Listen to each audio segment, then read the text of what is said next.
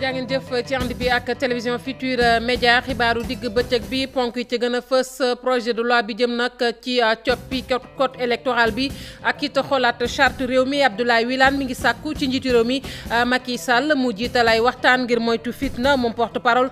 bu parti socialiste di sàkku li ni mel ci système de parrainage bi tolluwaay réew mi ci wàllu politique ñu gis mbiccoog mbaalo gi loolu nag tax na ba ki nga xamante ne nekkoon na fi jëwriñ di Pape Diouf fare nag ci mouvance présidentielle di sàkku moom it ci njiitu réew mi Macky Sall mu daal di rek kon lal ay waxtaan ngir nag réew mi génn ci jafe-jafe yi nga xamante ne nii toll na ci wàllug politique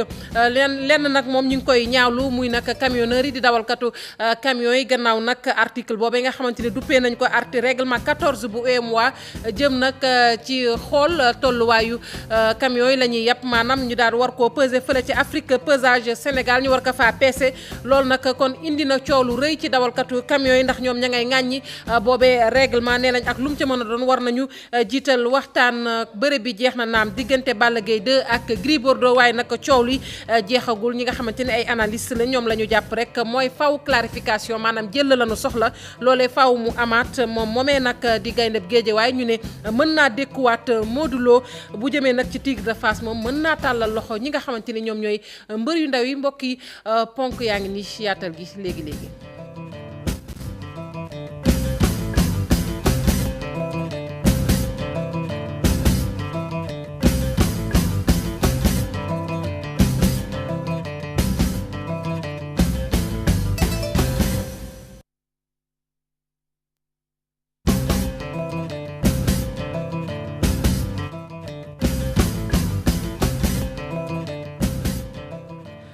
jàngeen jëf ci ànd beeg télévision Futurs Médias xibaaru digg bëccëg bi la ca gën a fës nag bokk na ci kàddu yi tukkee ci Abdoulaye Wilane mi nga xamante ne nag moom moo yore kàddu parti socialiste moom nag àdduna nag ci projet de loi bi nga xamante ni jëm na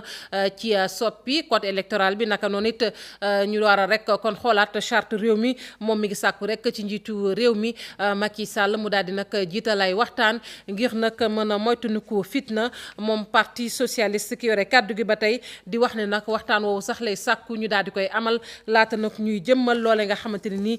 gën nañ ko xam ci système de parrainage ñu daal di nag dem ba fële ca Rufisque ak nañu ko nemmee ko waxoon naa ko léegi ci ponk yi muy dawalkatu camion yi ñoom nag ña ngay ŋàññi rek li nga xamante ni moom mooy règlement 14 bu UEMOA règlement boobee nag wax ne dañu war a xool li camion yi di yàpp maanaam ñu peser ko fële nga xamante ni moom mooy Afrique pesage Sénégal ñoom nag ña ngi ŋàññi boobee règlement ndax nee nañ lu mu ca mën a doon war nañu jiital ay waxtaan ndax loolee bari na lu mu leen gàllankoor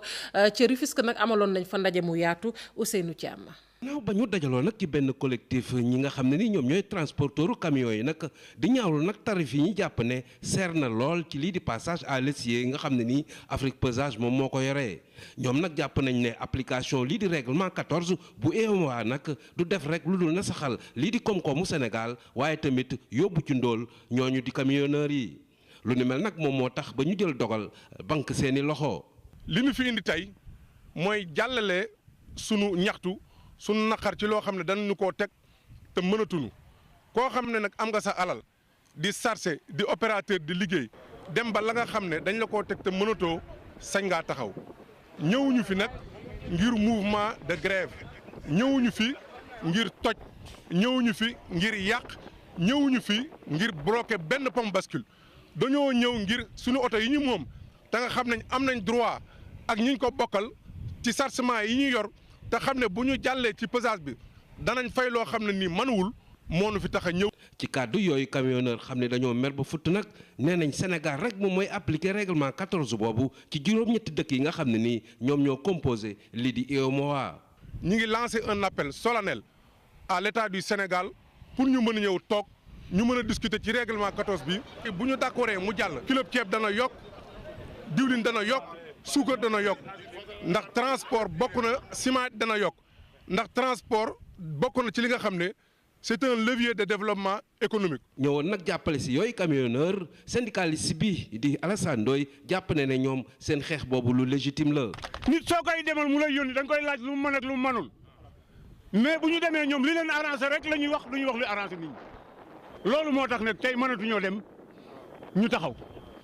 c'est tout bu leen bouger te problème bi réglé wul. yooyu camionneur nag bëgg lii di règlement 14 bu UEMOA boobu ñu dakkal ko nag fexe nag ba toog waxtaanaat ngir nag seen jafe-jafe yooyu nga xam ne ni moom lañ nekkee ci fay lu cher ci lii di pesage yi ñu weesu ko.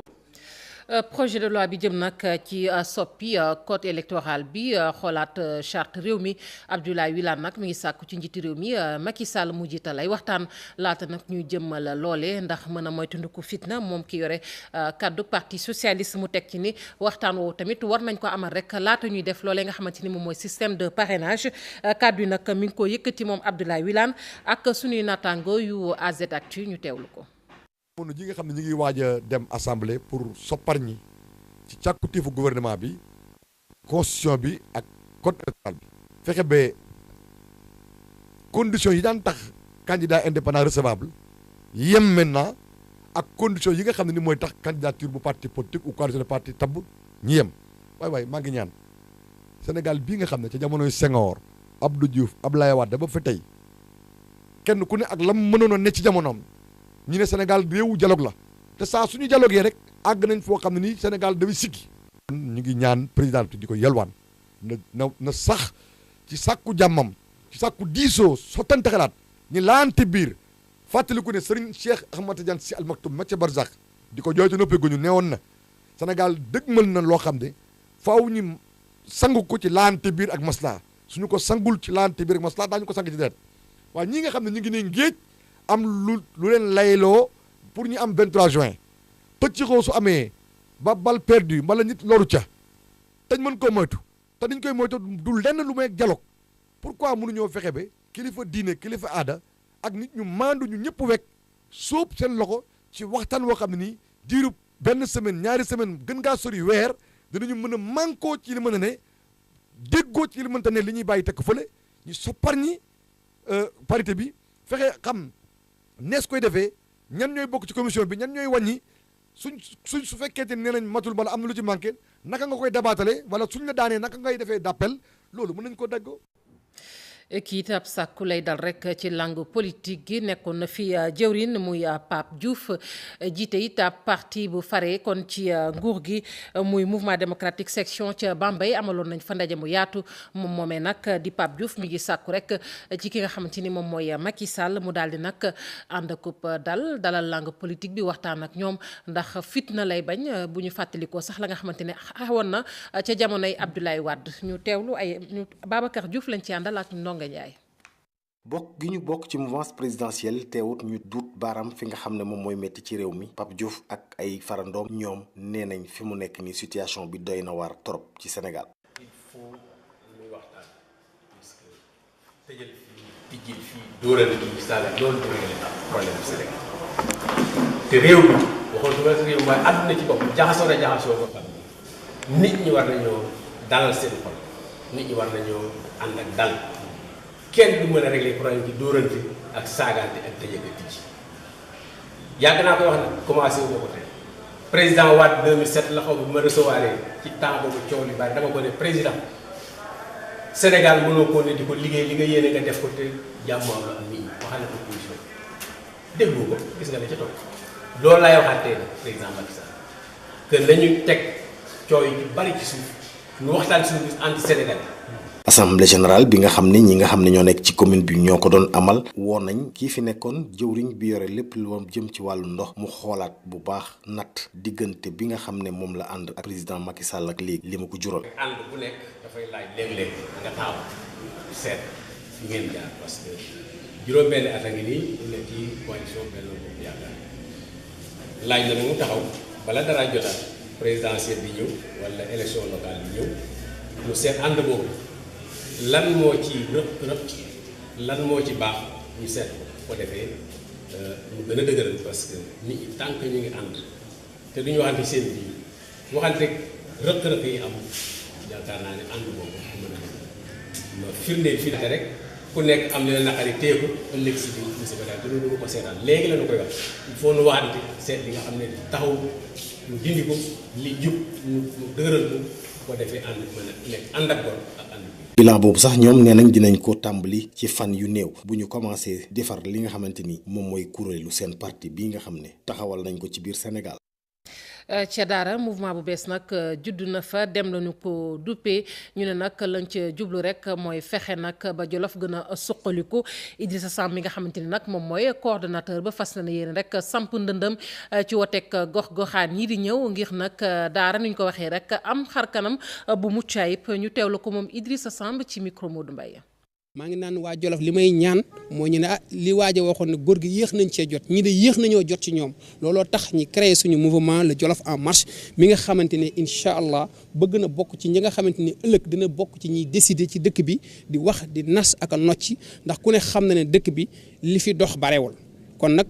amuñu prétention que ñun ay messi la ñu doon ñooy ñëw rek dindi li fi nekkoon lépp def ko fi waaye gëm naa ne li ñu naan ku la dig ndékki bu ne la di nga añ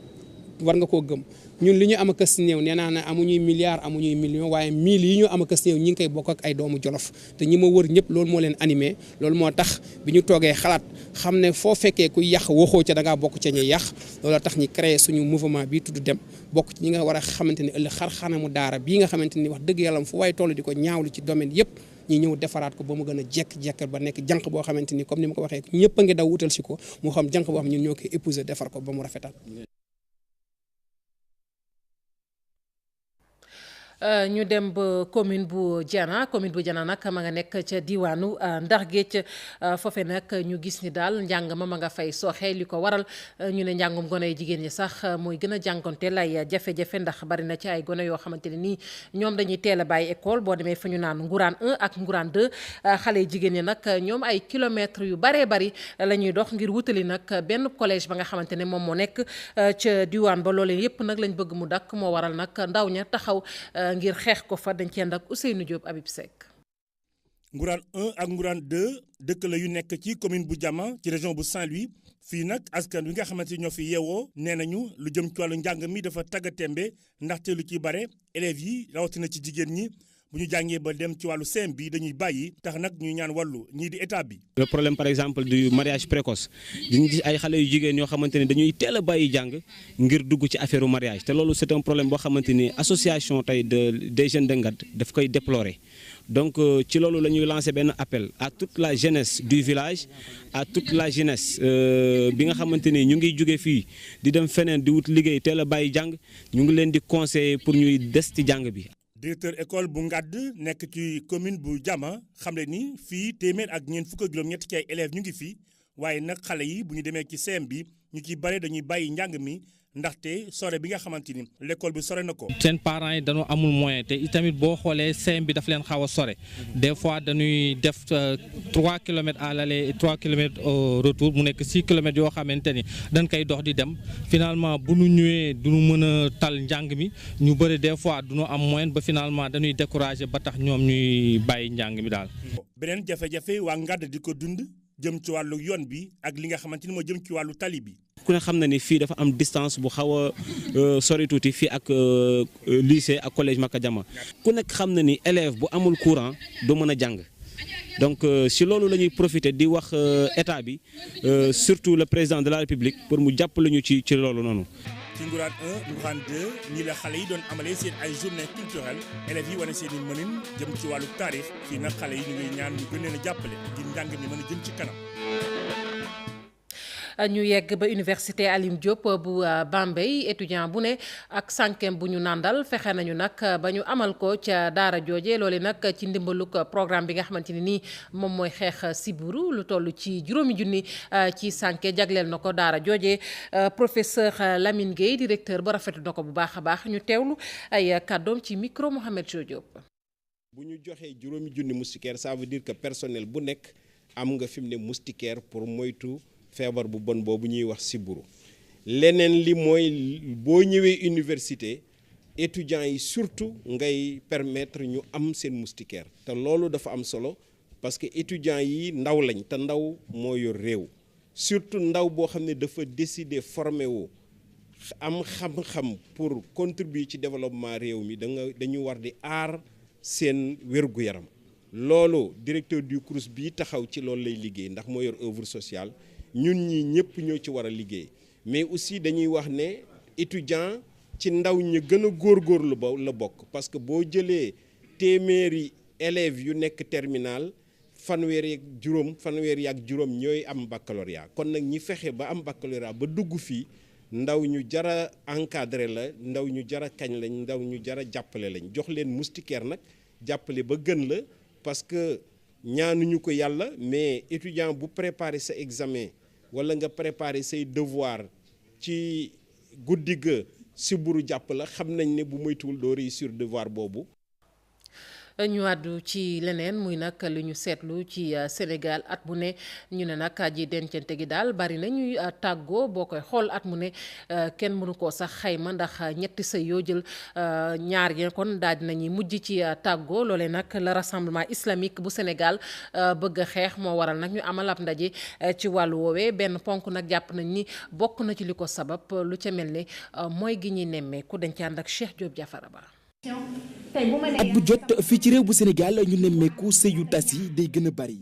loolee tax nag rassemblement islamique bu Sénégal bëgg ci indi ay ndimbal. gis jafe-jafe yi am ci askan bi dañu war a waxtaanee naka la ñuy def ba tey li nga xam ne moom mooy wàllu sëy yu tas dina wàññeeku wàllu li nga xam ne moom mooy ànd ñaari way dencante yi dina gën a rafet. bu ñu sukkandikoo ci sociologue bi nga xam ne xam-xamam dafa màcc ci wàllu wi moom Fatou Bintou Diallo di xam le ni yenn saay ñeneen ñu bokkul ci sëy bi dañ ciy dugg. ñi koy tas daal ci njaboot gi la ndaxte léegi boo ko déggee ñu ne sëy ne couple maanaam mooy ñaar ñun nag suñu couple fii Sénégal le couple est social maanaam ñaar ñoo xam ne la dañoo bare lu tax mu bare mooy ku góor ki dafa ànd ak njabootam ànd ak papaam ak yaayam ak ay magam ak rakkam ku jigéen ki ànd ak papaam ak yaayam ak ay magam ak ay xaritam léegi ñoom ñaar soo leen boolee ne leen dem leen ku nekk bu ñëwee toog dawale xelu ñeneen ñi liñ koy wax ku nekk dañ lay bëgg jàngal nii ngay def lii ngay wax laaj ko lii fi ngay dem fi ngay toog finalement jigéen bi yow xamoo kan nga sëyal. L'infidélité bokk na ci li nga xam ne moom mooy gën a tax yile sëy di tas. li koy andi bokk na ci li nga xam ne mooy li ñuy wax wàllu ñàkk toppatoo mooy défaut d'entretien wala nga xam ne li ñu naan infidélité wala nga xam ne yeneen la. rassemblement islamique bu Sénégal jamono yi taxaw temb ngir wër ci fukki région ak ñeent yi nga xam ne ñoom ñoo nekk ci tund bu Sénégal daal di cadré waat li nga xam ne moom moo di famille yi ba tax divorce yi lee doon lu ñuy fàttaliku. ñu yegg ba Kaolack ak ñaari chambre de commerce yi muy bu Kaolack ak Conakry ñoom nag joxante nañu loxo daal ngir liggéey luy jëmale kon seen chambre de commerce yooyu ca kanam njiit ya nag ñoom am na loo xamante ne nag jot nañu ko xaatim sax chambre de commerce nag bu Guinée moom fas yéene rek sukkandiku ci bu Kaolack ndax jàpp na ne nag ma ngay liggéey bu am solo Ibrahima Diame. noonu la kon la ñu xaatimee partenariat bi dox diggante chambre de commerce bu Conakry ak chambre de commerce bu Kaolack liñ ci jublu moo di gën a suqali koom-koom diggante ñaari ville yooyu le président chambre de commerce bu Conakry di Mamadou Baldé moo ànd ak délégation bu takku ñëw nag pour inspiré wu ci li nga xamante ni moom la chambre de commerce bu Kaolack di doxal. La motivation de cette signature de protocole c'est une motivation assez variée et d'une grande importance. Comme l'a dit tout de suite le président, c'est une volonté de développer le développement de voisinage. président chambre de commerce bu Kaolack nag di Serigne Bopp daal di rafetlu moom itam lëkkaloo boobule mu jàpp ne du leneen lu dul gën a taxal lëkkaloo ci wàllu koom-koom diggante ñaari réew yi. Sénégal moo ëpp lu mu ci gagné waxuma la bul ëpp lu mu ci gagné Sénégal gis nga fii tubaab bi ñu fi nekkee dañoo jëloon Sénégal def ko capitale de l'AOF capitale de l'AOF mooy à partir d'ici fi ñu doon gérer lépp tey jii ñoom ñëpp ba léegi la plupart des marchandises yuy dem Gambie yuy dem Guinée day jaar port Dakar am nañ essence Sénégal mooy ki nga xam ne nii moo war a jóg xeex bu ñëwee doon bañ sax di tëj seeni frontière Sénégal moo war a ñëw ubbil boppam ni dugg leen fu leen neex ñëw leen fu leen neex ñëw leen ñu liggéey ñëw leen usines yi dem fii man pour man Sénégal moo ci ëpp intérêt comme mën a doon. délégation bu Guinée nag daal dinay dellu dëkkam ak mbégte bu rëy a rëy te bu mu sañoon daal bu yegg Guinée daal di doxal li nga xamante ni moom la chambre de commerce bu Kaolack di doxal. gannaaw Kaolack Sobulbe ma nga nekk nag ca Médina Yoro Fula foofee nag dëkku diine la ñu fa nemmeeku ay jafe-jafe yu fa yàgg la lu ci mel ni ñàkkum ndox mu sell ñàkkub courant poste de santé naka noonu askan wa nag sonn na lool moo waral sax seen i jafe-jafe jot nañu ko yeggee jëwriñ ji nga xamante ni teewoon na fa mooy Abdoulaye Bibi Baldé dañ ciy ànd ak Abdoulaye Diallo. askan di yeewoo ca Sobulde di ab dëkku diine bu département bu Médina Yoro Fula ñooy jooy wàllu ndox mu sell wàllu courant affaire kër docteur ak dara moderne ñoo ngi fësalaat seen yi jafe-jafe ca seeni gàmmu annuel. électricité amuñu ko amuñu réseau téléphonique amuñu ndox bu sell parce que ndox forage baa ngi fii mais y a pas d'adduction d'eau dans le village et Sobulde doit avoir un poste de santé. dañu bëgg tamit nguur gi jàppale ñu. Sobulde kër diina la bi nga xam ne kër diina yu bëri ku ci rootul root na ci ki root fii nous demandons au président Macky Sall de faire face à nous.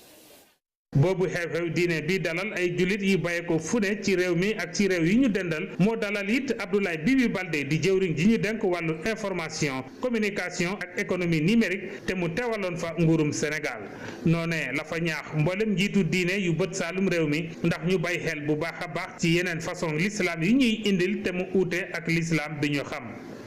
nañu gën a aussi ñaax taalibe yi ñaax nit ñi pour ñu bàyyi xel ci suñu diina bi ñu gën a farlu ci diina bi mais surtout ñu que dara mun leen perturber ci wàllu ñu li ñuy wax woowee extrémisme wala diine bu bees wala moo xam fu mu jóge ñun diina bu ñu xam mooy suñu maam yi moo xam Thierno Mamadou Lamine Zoubayrou moo xam Thierno Baba Diallo moo xam waa Medina Gounass waa Thiénaba waa Touba donc diine yooyu la ñu xam confrérie yooyu dafa méngoo ak suñu gis-gis ci diine bi donc loolu dañ ko war a sàmm di ko dooleel loolu la ñu gëm. aji jullit yi fa teewe woon jot nañ faa jàng alxuraan bi ay yoon yu bare te ñu amal ay ñaan ngir jàmm réew mi ak nawet bi ñu dëgmal doon nawet bu naat. jaajëfal ko bu baax Abdoulaye Diallo kon combat bi jeex na diggante Modou Lo ak Gris Bordeaux waaye ba nëgëni nag diggante may jéggalu Balla Gaye 2 ak Gris Bordeaux waaye ba nëgëni nag kon coow li mi ngi fi moo tax sax analyse yi nag faw clarification am maanaam ñu tëggaat nag boobee combat ndax amateurs yi jël lañu soxla moom gayndeb géejawaay bi nag ñu ne mën naa dékkuwaat Modou Lo bu dee nag Gris Bordeaux mën naa tàllal loxo mbëri ndaw yi Habib Faye.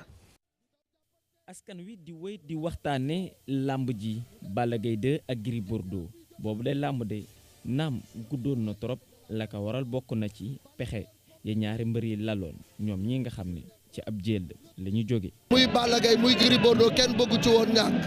Balla dafa tegalee ñaari défaite toog 3 ans bëriwul war a marqué retouram kon am na lu nga xam ne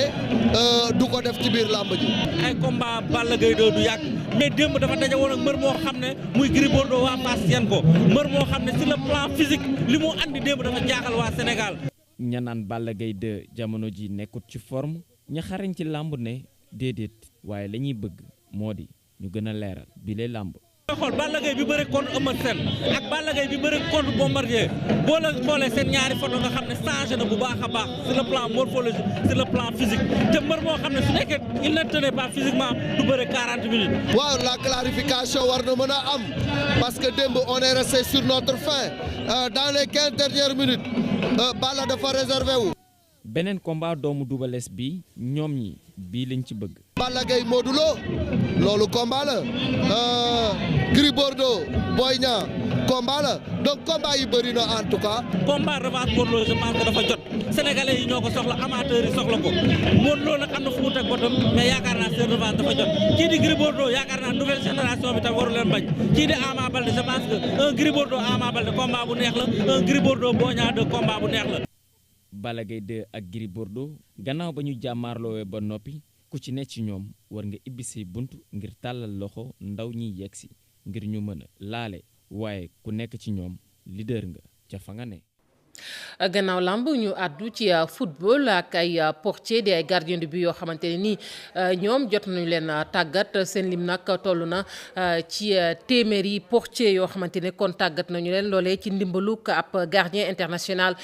di doomi Guinée Bissau Babao ak kenn koo xamante ni formateur la moom it di tàggat ñooñee nekkoon it gardien ci Espagne moom ñoo daal di kon dimbali kon ñooñee nga xamante ni ñoom ñooy gardien de but ngir nag bu ëllëgee tamit ñu mën a continuer seenu tàggatu ndax la ñu namm ca ñoom rek mooy ñu daal di nekk nag ay gardien yu mag a mag dañ ci ànd ak Pape Fara ñi ngi Thierno Laurent Mendy. lu tolloog téeméer ci ay góol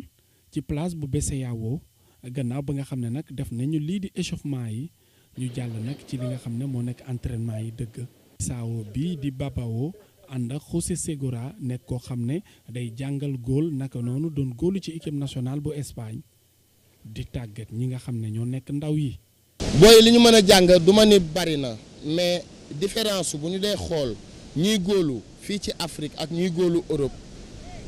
génne góol Afrique dina metti lu tax ndax dafa am affaire yu ndaw yoo xam ne nii loolu mooy différence su góolu Afrique ak góolu Europe moo tax boo ñëwee fii ba xool ko wala yàlla def ngay góolu fii ba dem Europe